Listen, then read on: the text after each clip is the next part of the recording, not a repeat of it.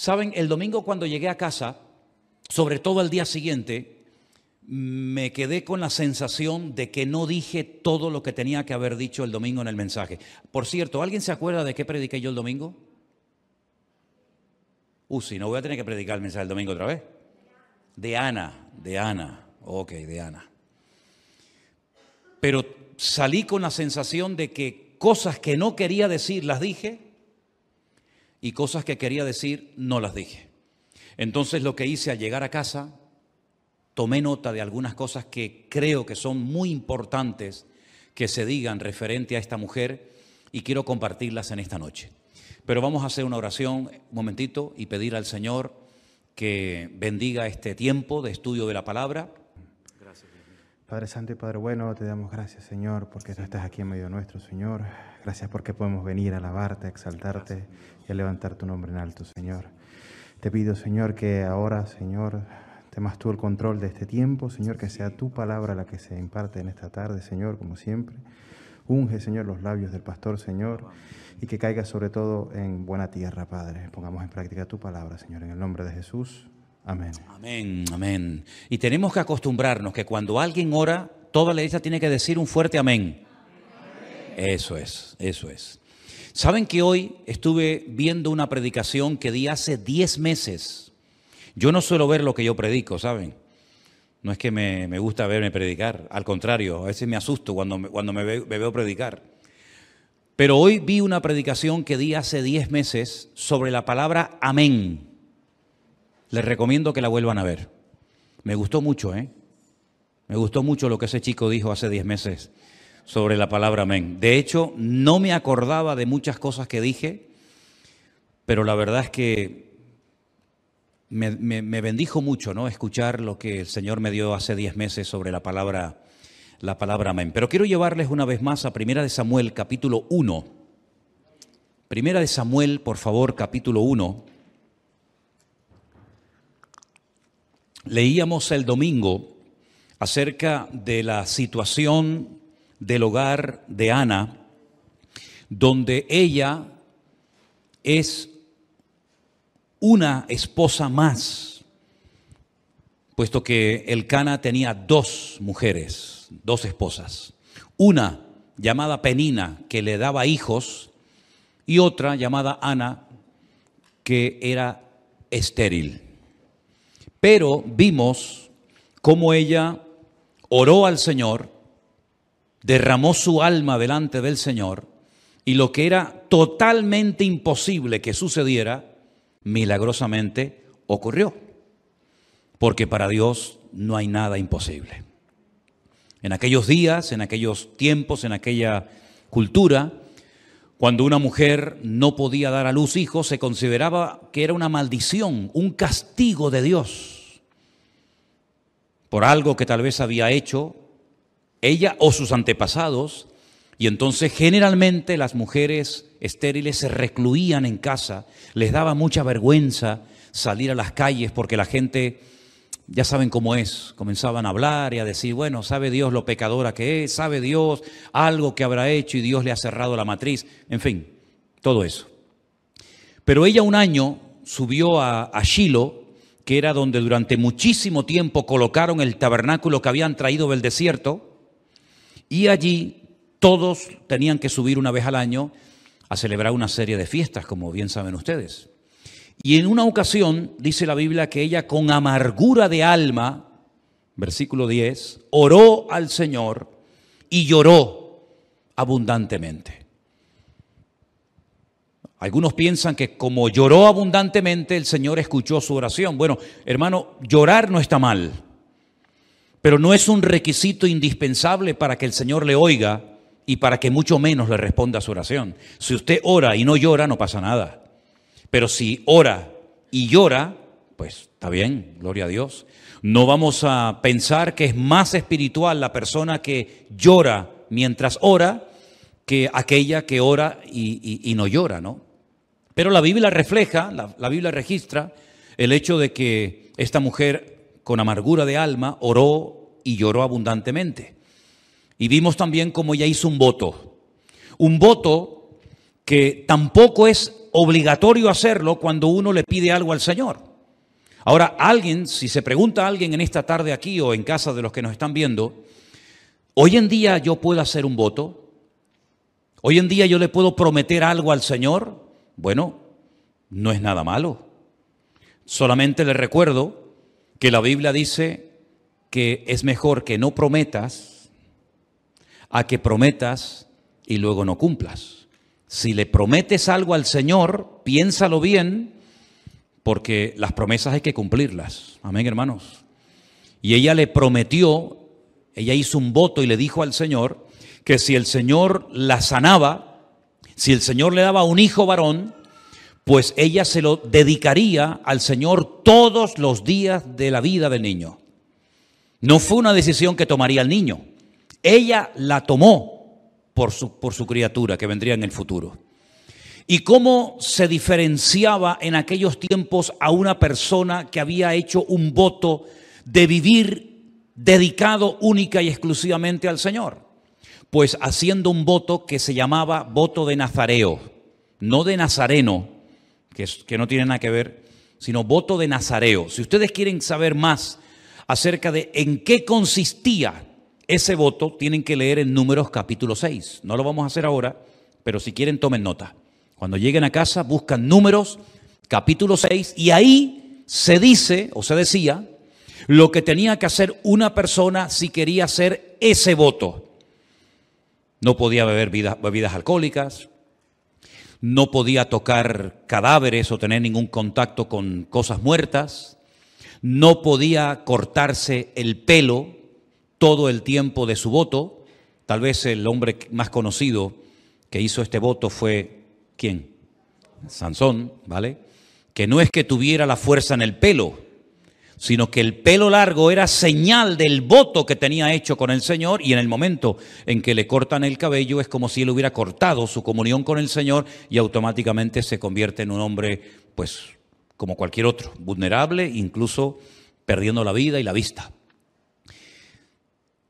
Dedicar a su hijo al Señor, sabiendo cómo estaba el liderazgo en aquella época, había que tener mucha fe.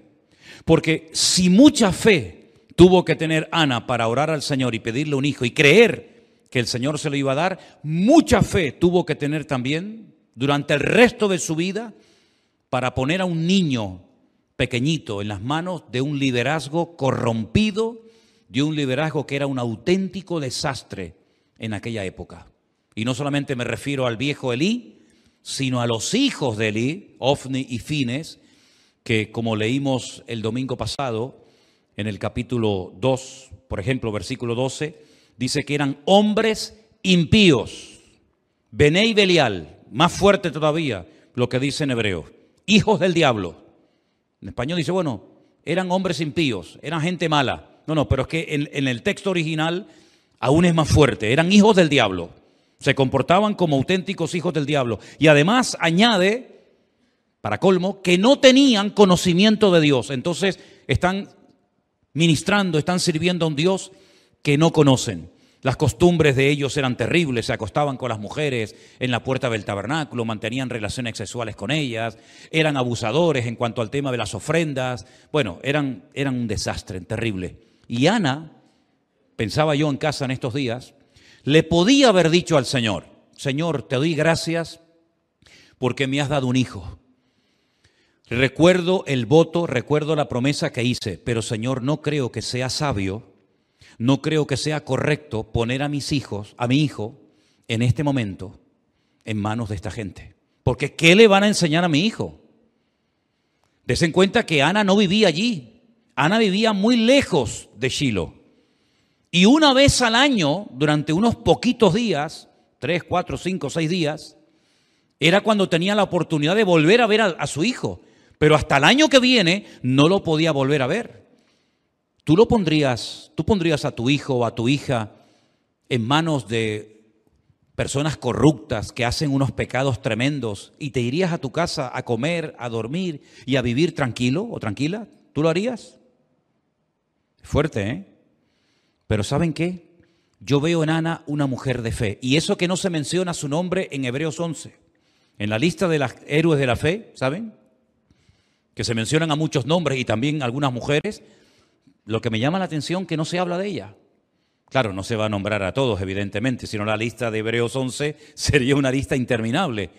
Pero ella demostró fe antes y después de haber dado a luz. Antes porque era estéril y solamente Dios podía hacer un milagro. Y después porque durante toda su vida se desprendió de su hijo porque era lo que le había prometido al Señor. Y ella fue coherente con el voto, con la promesa que le hizo a Dios. Por eso dije hace un instante que si le prometes algo al Señor, piénsalo bien porque te comprometes a tener que cumplir el voto, la promesa que le has hecho al Señor. Algunos dirán, pero hoy en día o en el Nuevo Testamento hay gente que hacía votos, o eso era una cosa de los judíos en el Antiguo Testamento. Bueno, permítame decirles o recordarles que en el Nuevo Testamento un famoso predicador, ¿ya saben de quién estoy hablando? Dice que hizo un voto. Y siempre en el voto o en la promesa siempre hay algo que se tiene que hacer. No solamente pensar o proponer, sino algo que se tiene que hacer como señal de que has hecho un voto. Y estoy hablando nada más y nada menos que del apóstol Pablo. ¿Se acuerdan? Dice que hizo un voto. ¿Y cuál fue la señal de su voto? ¿Alguien recuerda? ¿O estoy hablando de algo que no conocen? Se rapó la cabeza, se rapó el pelo. Bueno, parece ser que hoy en día hay muchos que han hecho esa promesa, ¿no? Parece que hay muchos devotos nazareos, ¿no? O bueno, en este caso no podrían ser nazareos porque se tienen que dejar crecer el pelo, ¿no? Pero en el Nuevo Testamento yo veo a un hombre que hizo un voto y la señal del voto es que se rapó la cabeza. Que se pueda hacer o no, yo nunca he hecho un voto, nunca he dicho, bueno, si Dios me da esto, le prometo aquello, hago lo otro, pero que no hay nada antibíblico. Si usted, hermano o hermana, en una petición importante delante del Señor, le dice, Señor, si tú me respondes a esta oración, yo te prometo que voy a hacer esto, te voy a dar aquello. No hay nada malo, pero solamente le pido que sea responsable a la hora de prometer algo, no sea que después te arrepientas de haber prometido eso y te eches para atrás, ¿vale? Ana le prometió al Señor que le daría el niño y resulta que uno se pregunta, ¿y cuándo llevó al niño a Shilo? Vamos a leer a partir del versículo 20. Aconteció que al cumplirse el tiempo, después de haber concebido Ana, dio a luz un hijo y le puso por nombre Samuel, diciendo, por cuanto se lo pedí al Señor. Después subió el varón Elcana con toda su familia, con Penina y con sus hijos, para ofrecer al Señor el sacrificio acostumbrado y su voto. Pero Ana no subió, sino que le dijo a su marido, yo no subiré hasta que el niño sea destetado, para que lo lleve y sea presentado delante del Señor y se quede allá, ¿cuánto tiempo? Para siempre. No es que lo voy a llevar al niño un par de añitos y después me lo traigo a casa. No, no, yo lo entrego para siempre, porque fue el voto que le hizo al Señor. Y entonces Elcana, su marido, le dijo, haz lo que bien te parezca. Quédate hasta que lo destetes, solamente que cumpla el Señor su palabra. Y se quedó la mujer y crió a su hijo hasta que lo destetó. Perdonen que haga esta pregunta. ¿Hay alguna hermana aquí que esté dando el pecho? Vanessa, ¿no? ¿Hasta qué edad tiene más o menos pensado darle el pecho al chiquitín? No, el padre no tiene mucho que decir en esto, ¿no? Yo sé que antiguamente, por lo menos aquí en Canarias, y me imagino que en los países de algunos de ustedes, los niños tomaban leche hasta bien entraditos, porque yo he visto niños que corrían y ya casi hablaban y de vez en cuando la madre tenía que darle el pecho. Yo estuve averiguando hasta cuánto tiempo se le daba el pecho a un niño en los tiempos de la Biblia y he leído entre 3 y 5 años. Algunos están hasta los 40, ¿eh? Algunos están toda la vida chupando, ¿eh? Pero bueno, dejar a un niño de 3 o de 5 añitos lejos de tu casa, con gente prácticamente desconocida, con la mala fama que tenían, porque lo que hacían los hijos de Elí no lo hacían en secreto. Todo el país sabía que eran unos sinvergüenzas. que eran unas personas corruptas y que el testimonio que estaban dando era terrible. Dice que eran hijos del diablo, Bené y Belial, hombres impíos, sin conocimiento del Señor. Repito, ¿tú lo dejarías? Es fuerte lo que estoy diciendo, ¿verdad? Pero ya lo hizo.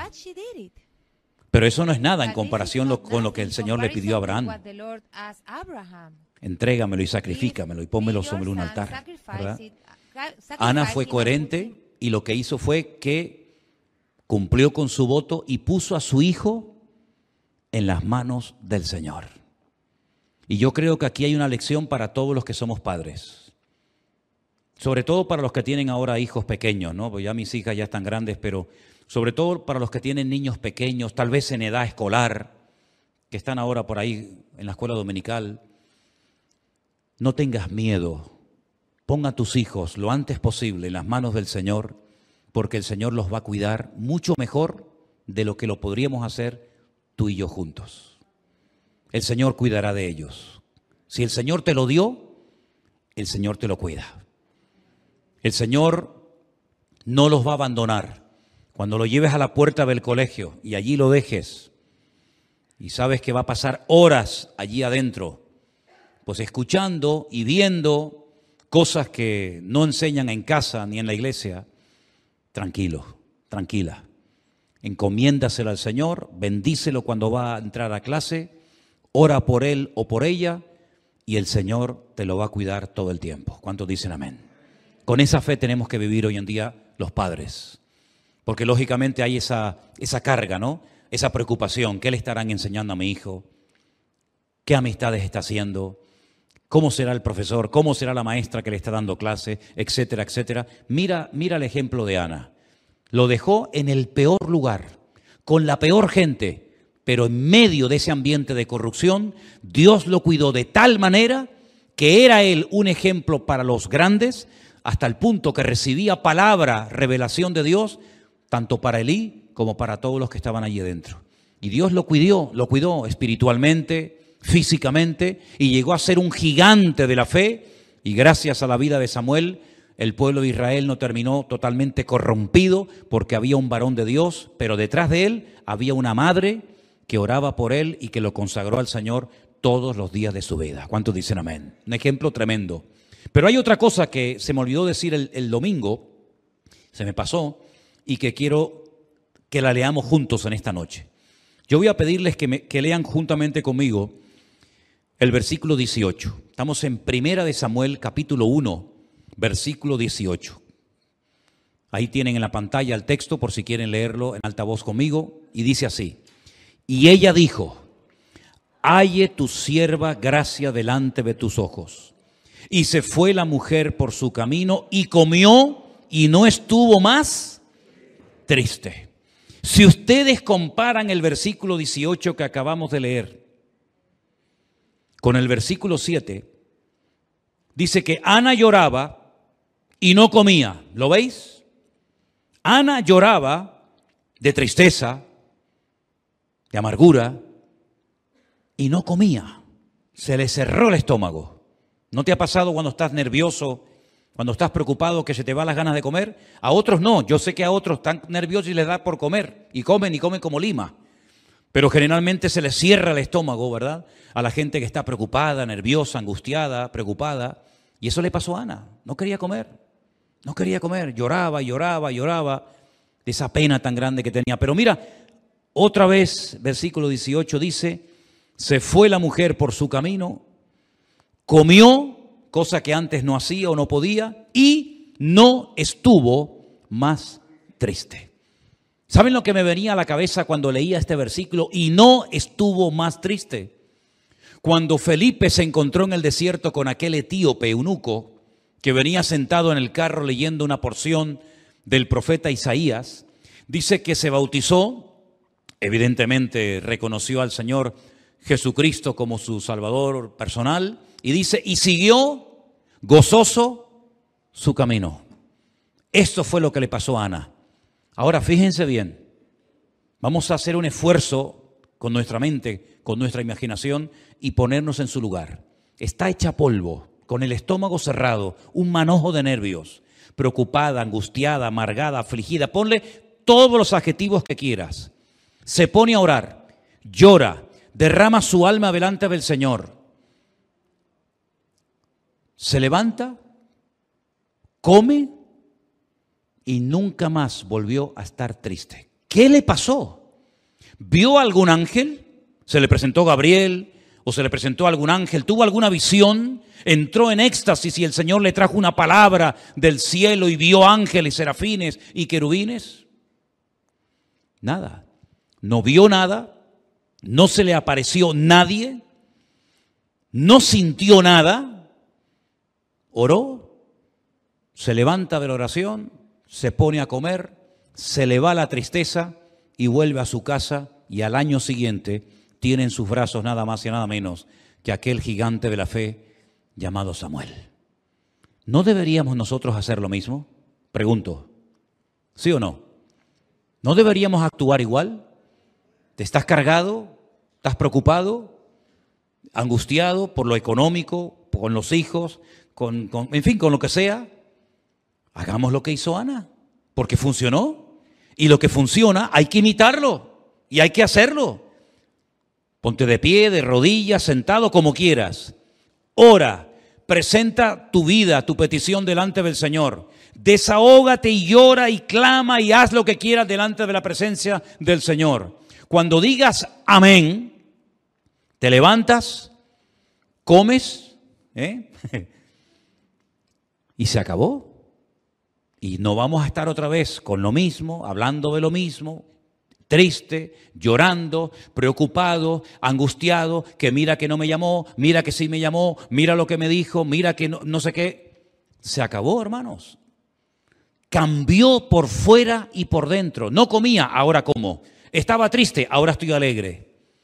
Antes no se podía estar al lado de ella porque estaba siempre de mal humor, irritada, preocupada, nerviosa. Ahora da gusto estar al lado de esta mujer. Es otra mujer. Cambió completamente. Fíjate cómo cambió, que yo el domingo les recuerdo que leí todo el cántico, toda la oración profética del capítulo 2.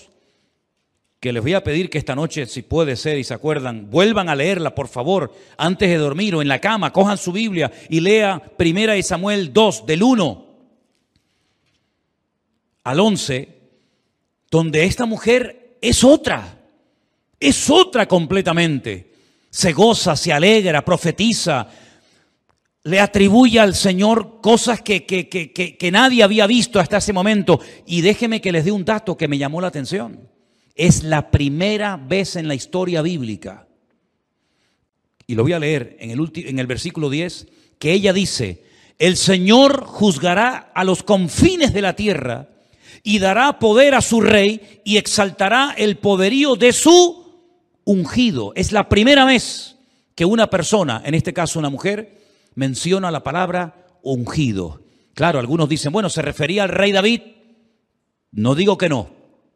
Pero sin lugar a dudas, el ungido, el Mesías, por excelencia, ¿quién es? Nuestro Señor Jesucristo. Fíjense el cambio del capítulo 1. En el mismo capítulo 1 se ve una mujer al principio y una mujer diferente al final. Y ya en el capítulo 2 es un encanto de mujer. Una mujer que ora, que canta, que profetiza, que alaba al Señor, que transmite paz, que transmite confianza, que transmite una seguridad en el Señor tremenda. ¿Y dónde surgió todo esto? Cuando ella dice que se levantó, se puso a orar. Y fíjate qué curioso que caí en el detalle en el versículo 9. Dice, se levantó Ana después de que hubo comido y bebido en Silo. Y mientras el sacerdote Elí estaba sentado en una silla junto a un pilar del templo del Señor. ¿Por qué dice dónde estaba sentado el sacerdote? ¿Qué más da? Tiene que tener alguna razón de ser. Que diga que ella se pone a orar cerca del pilar de la columna donde hay un hombre sentado y ese hombre era el sacerdote Elí. ¿Saben que los judíos en aquel tiempo y hoy en día en las puertas de su casa, entrando a mano derecha, así en un costadito, ponen una cajita, un tubito, que lo llaman la mesuzá? donde dentro hay versículos de la Biblia. Y cada vez que entran o salen de la casa, lo tocan, lo besan y le dan gracias al Señor por su palabra. ¿Qué versículos hay dentro de esa mezuzá, dentro de esa cajita o de ese tubito? Antes teníamos por ahí una, en la puerta de mi casa tengo otra. Pues uno de los versículos que aparece es aquel que dice: escucha, Israel, el Señor nuestro Dios uno es.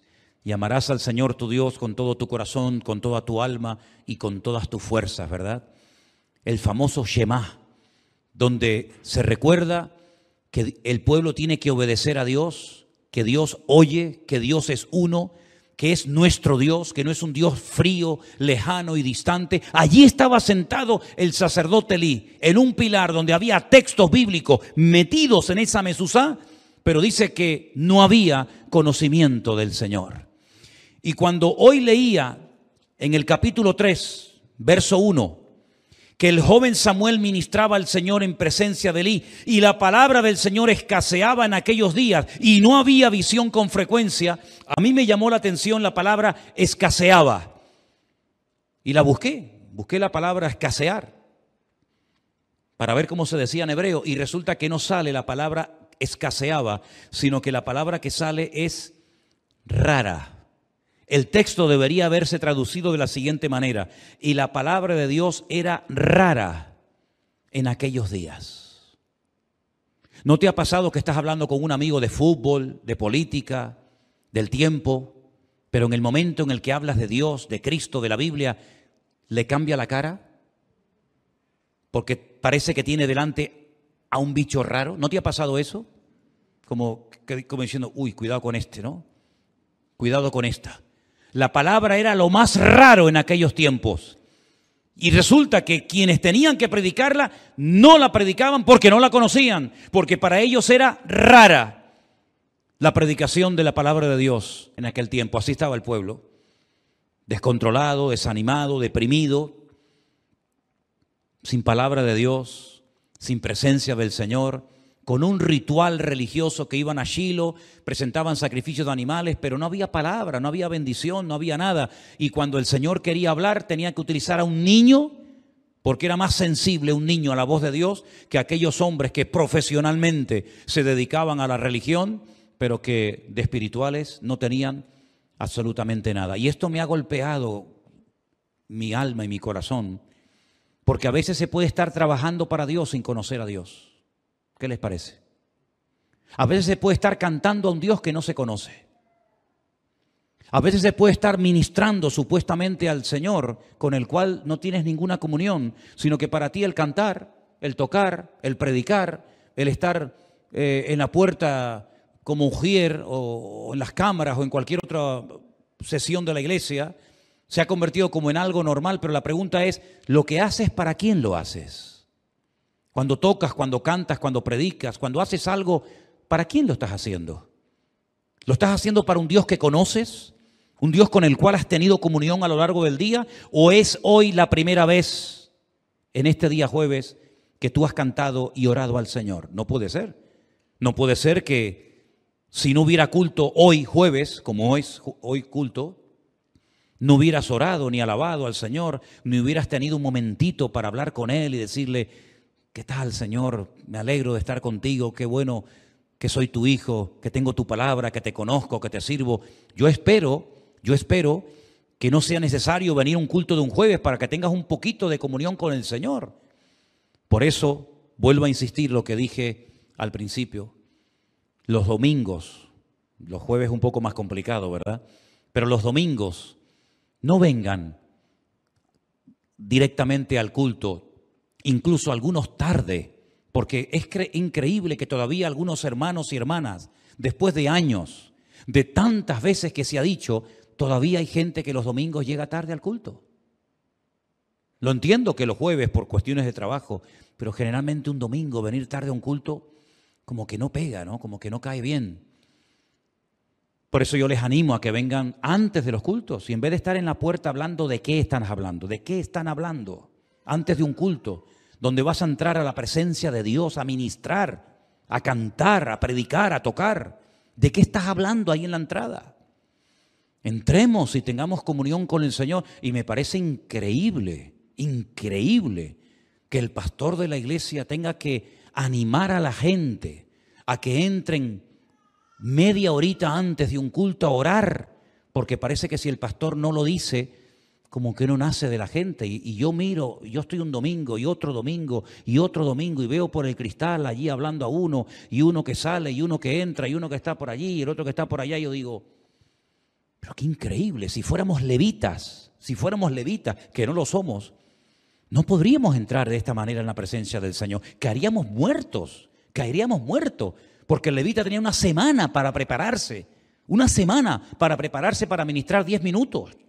El que entraba a poner el incienso allí en el altar estaba una semana, con ritos de purificaciones, con sacrificios, que si los pies, que si las manos, que si no podía tocar esto, que si no puedo comer lo otro. Una semana preparándose para ministrar 10 minutos.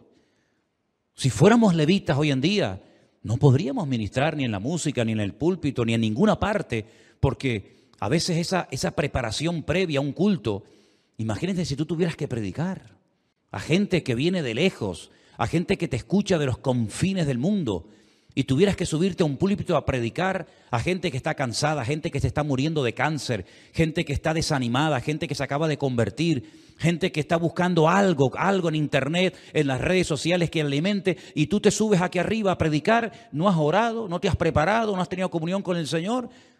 ¿Tú te imaginas el daño que se le puede hacer a las almas por no habernos preparado previamente delante del Señor? Por eso Samuel fue un hombre espiritual. ¿Sabes por qué?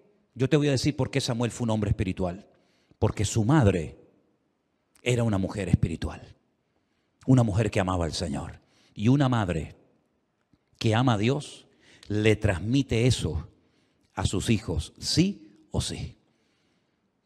¿Sabes cuál es el mejor espejo en el que tú como madre y tú como padre te puedes ver? ¿Sabes cuál es tu mejor espejo? Tus hijos. Ese es tu verdadero espejo. Si aman al Señor, si leen la palabra, si tienen respeto a las cosas de Dios.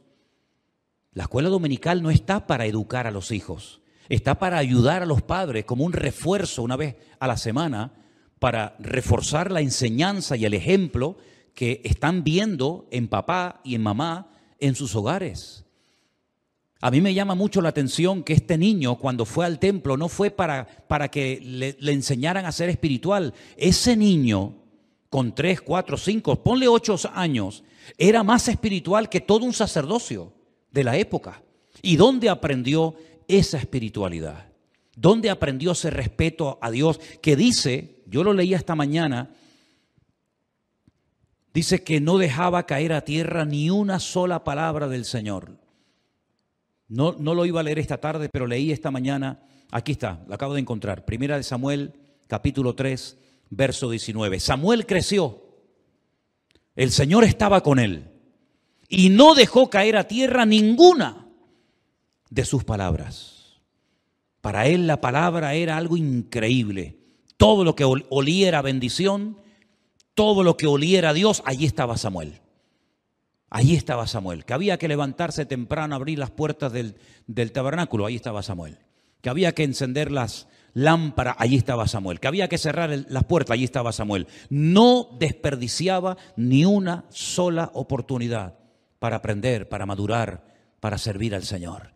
Y yo veo muchas veces a la gente, y le soy sincero, digo, qué pena tú, con las oportunidades que se están presentando hoy en día para hacer cosas para el Señor. Y no solamente hablo de venir a un rastro, o no solamente hablo de cantar o de estar de ujier, sino de muchas cosas que se presentan, y más que se podrían presentar si hubiera pues aún tal vez más interés. Cómo la gente a veces deja desperdiciar oportunidades para servir al Señor. Yo, perdonen que me ponga de ejemplo, pero cuando yo era joven, que fui joven en un momento de mi vida, yo estaba en todo.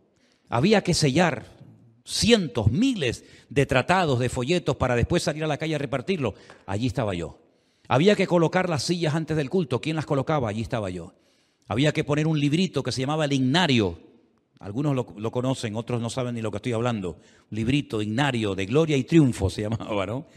que había que ponerlo en cada silla para que la gente cuando viniera pudiera cantar el 345, el 248, ¿verdad? Allí yo los colocaba, luego los dejaban todos tirados por el suelo, por allí, por allá, yo los recogía y los ponía en su sitio.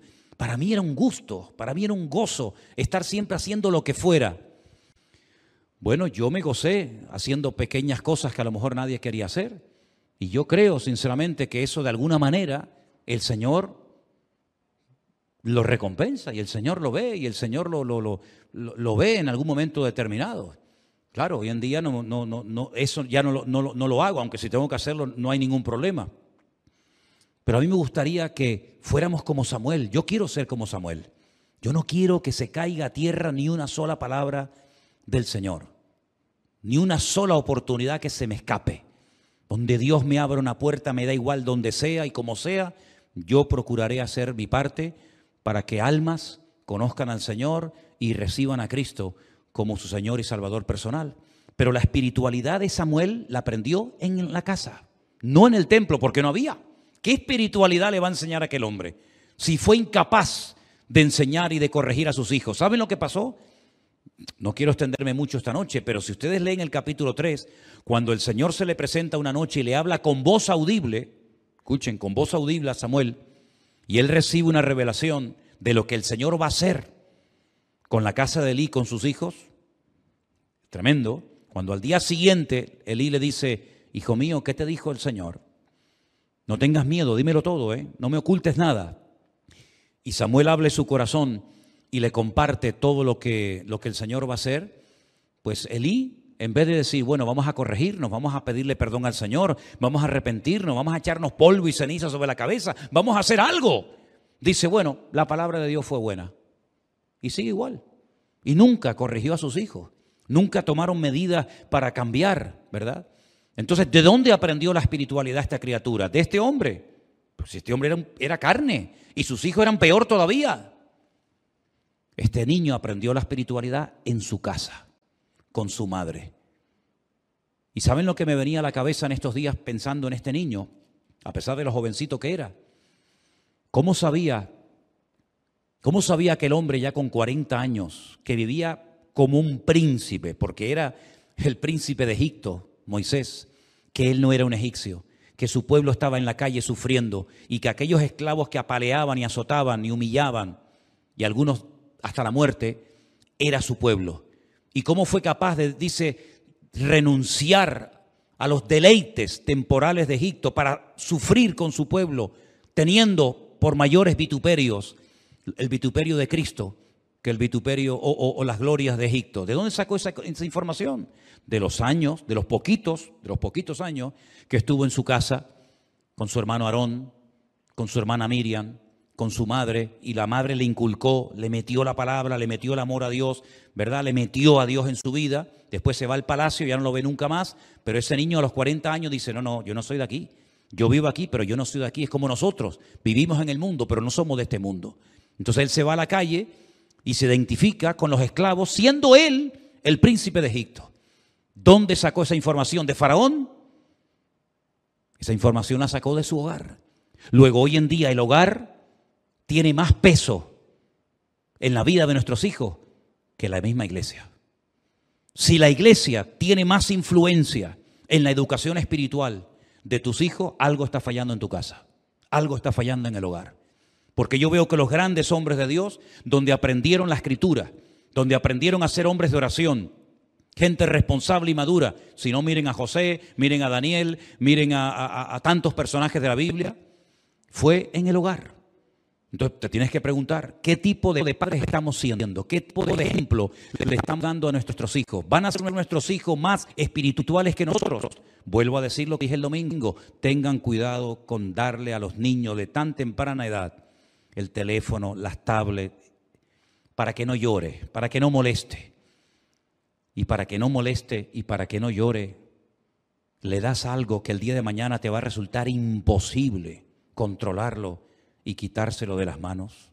¿No dice la palabra, instruye al niño en su camino y aun cuando fuere viejo no se apartará de él? El diablo conoce ese versículo de memoria y el diablo a los niños desde pequeños los instruye y les da lo que a los niños les atrae y los atrapa y los vuelve locos. Ya la chupa, el biberón, la chupa, como llamaban en algunos países, ya ha pasado de moda, eso ya no tiene ningún sentido, eso es de la prehistoria, ¿verdad? Hoy en día se ha pasado a la tecnología, pero ojo, para que el niño no llore, ora con él, ora con ella. Porque si tú oras y la niña o el niño sigue llorando, yo me plantearía mucho tu influencia espiritual sobre tu hijo. Porque hace años yo me acuerdo en iglesias que los niños estaban inquietos y llorando, y yo lo he visto, cómo el padre o la madre o el mismo pastor o un hermano se juntaban allí y oraban con el niño o con la niña y se quedaba dormido. Y eso hace años que yo no lo veo en las iglesias, pero yo lo vi en mi juventud. Porque los niños siempre han sido revoltosos y siempre han sido inquietos y lloraban y ¿verdad? Pero allí estaba el papá, yo no sé lo que le hacía, ¿verdad? Lo cogía, le ponía las manos, oraban y tal, y el chiquillo, ¡pum!, se quedaba anestesiado. Yo no lo he visto eso hace ya muchos años. Digo, toma, para que se calle. Entonces, veo un hombre espiritual porque en el hogar había espiritualidad y había amor de Dios.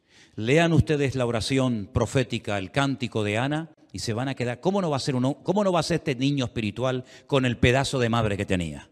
¿Cómo no va a orar bien y cómo no va a ungir al primer y al segundo rey de Israel? ¿Y cómo no lo va a tener todo el país en honor? Como dice aquí, todo Israel, desde Dan hasta Beersheba. ¿Eso qué significa? Lo he explicado muchas veces. ¿Dónde está Dan? Arriba, arriba en el norte, ya casi ya en frontera con el otro país. Y Beersheba, abajo, en el sur. Es como decir, de punta a punta, de Ushuaia a La Quiaca, ¿no? Como dicen en Argentina, ¿verdad? Todo el país sabía que Samuel era un hombre de Dios, profeta fiel del Señor. Pero esa espiritualidad no se aprende en 2 días, sino se imprime en la vida de los hijos desde la cuna. Ora por tus hijos todos los días. Incluso hasta cuando están durmiendo, que va a ser más fácil. Está durmiendo en la cuna, acércate, que no te oiga, y ora por él, y ora por ella, que Dios lo guarde, que Dios lo proteja, que Dios guarde sus sueños. Y he visto niños que a veces cuando están dormidos sonríen. ¿Te pasa a ti con los tuyos? Qué bonito, ¿no? Cuando ves a un bebecito, a una niña, a un niño pequeño, riendo, tú dices, ¿de qué se estará riendo?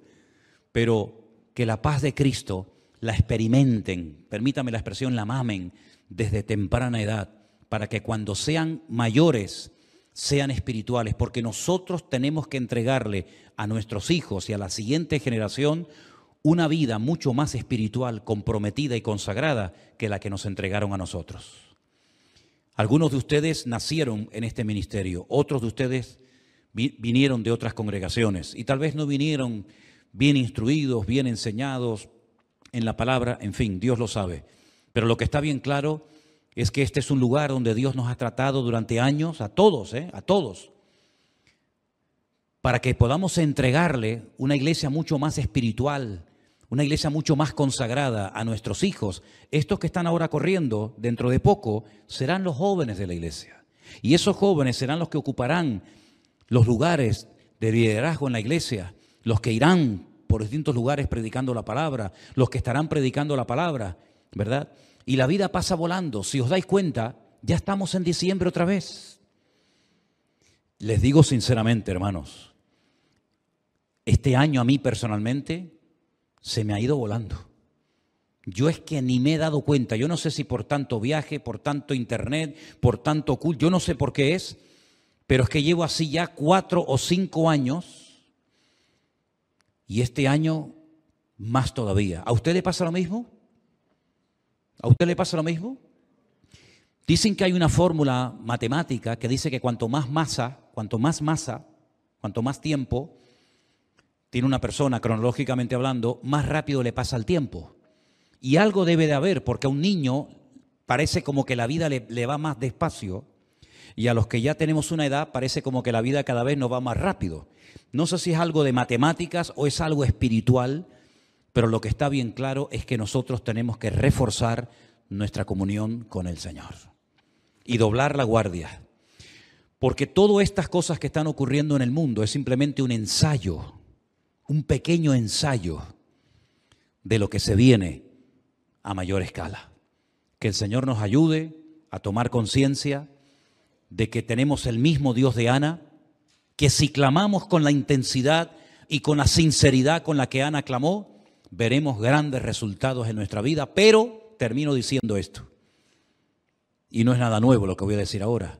La actitud marca la diferencia. Ana dijo, basta, ya no voy a seguir más tiempo así, voy a orar, voy a comer, voy a gozarme en el Señor, y su vida cambió radicalmente. Nosotros tenemos que decir, basta, a partir de ahora voy a ser diferente, voy a orar distinto, voy a tomarme en serio mi comunión con el Señor, más incluso de lo que me la he estado tomando hasta el día de hoy, y vamos a ver resultados, porque Dios está deseoso de sorprender tu vida. Pero pon tu confianza no en el Cana. ¿Quién era el Cana? ¿Quién era el Cana en la vida de Ana? Su marido. ¿Su marido le resolvió el problema a Ana? El marido solamente le daba reproche. ¿Por qué? ¿Por qué? ¿Por qué? ¿Por qué? Pero no hace nada. El problema de Ana no era el Cana. Yo estuve pensando hoy mucho en esto, de hecho lo tengo aquí anotado. El problema de Ana no era el Cana, su marido, no era Elí, que pensaba que estaba borracha. El problema de Ana no era Penina, la otra que tenía el marido. No. ¿Saben cuál era el problema de Ana? ¿Saben cómo se llamaba el problema de Ana? Ana. El problema de Ana, ella misma era el problema. Cuando ella misma se venció, se conquistó, se humilló delante del Señor, ella misma se convirtió en su mejor aliado. Y siempre he dicho que nuestro mayor enemigo somos nosotros mismos. Que el Señor nos ayude a superar todas nuestras debilidades, y cuando estés con la soga al cuello y ya estás al borde de la desesperación, hagamos lo mismo que hizo Ana, hagamos lo mismo que hizo David, hagamos lo mismo que hizo José, hagamos lo que han hecho todos nuestros hermanos a lo largo de la historia. Orar. Desde la angustia invoqué al Eterno, y el Eterno me respondió. Clama a mí y yo te responderé y te enseñaré cosas grandes y ocultas que tú no conoces. Y así podríamos estar toda la noche mencionando promesas y promesas y promesas que nos hablan de que cuando oramos al Señor, el Señor responde con poder y nos sorprende gratamente. ¿Cuántos dicen amén? Cerramos nuestros ojos ahí donde estamos.